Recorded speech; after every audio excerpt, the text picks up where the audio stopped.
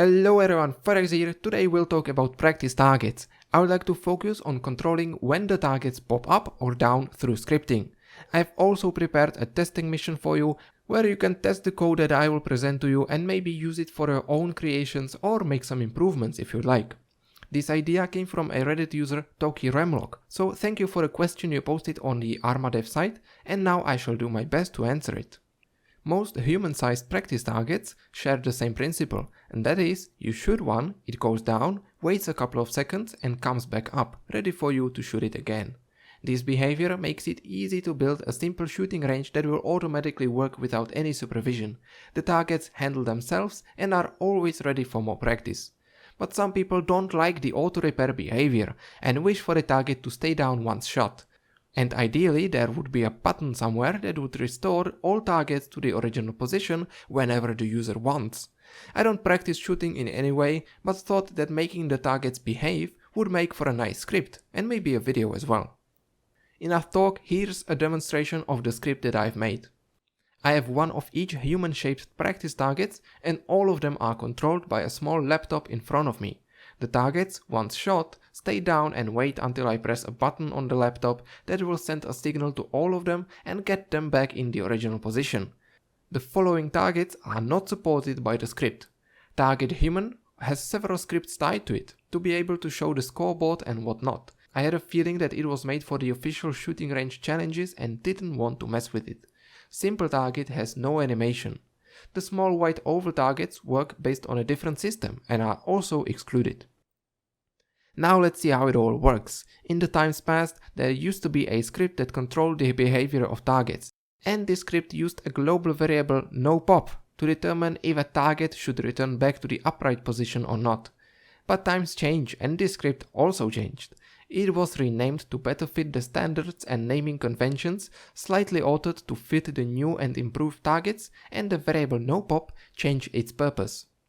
Now, noPop controls all animations, meaning that the target will just not react in any way. That's also useful in some missions. You can just have the target constantly available and you can keep shooting without any pauses. I use this functionality as a base for my script. Once the targets stop moving by themselves, it is possible to add my custom scripts to handle the behavior the way I need. The script is relatively simple. It starts by setting all targets to the upright position.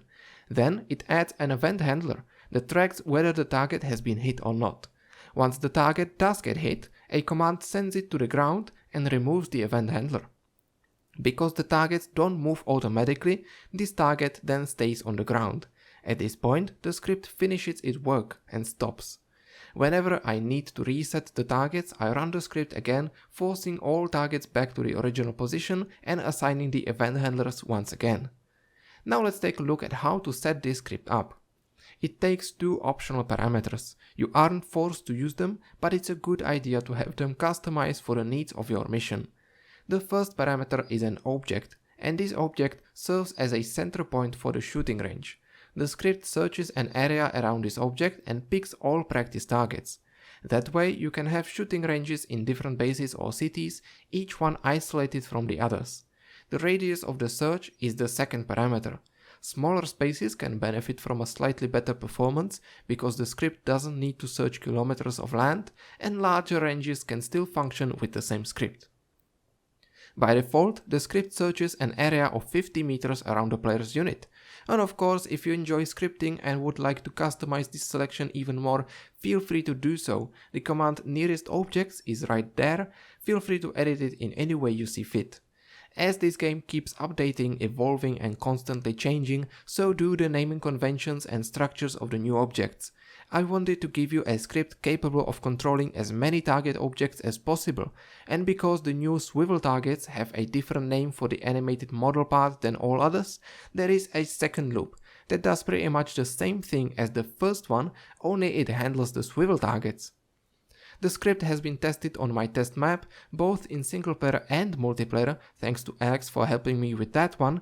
I don't have a dedicated server, but it should work there as well. If it doesn't, well, I had no way to test it.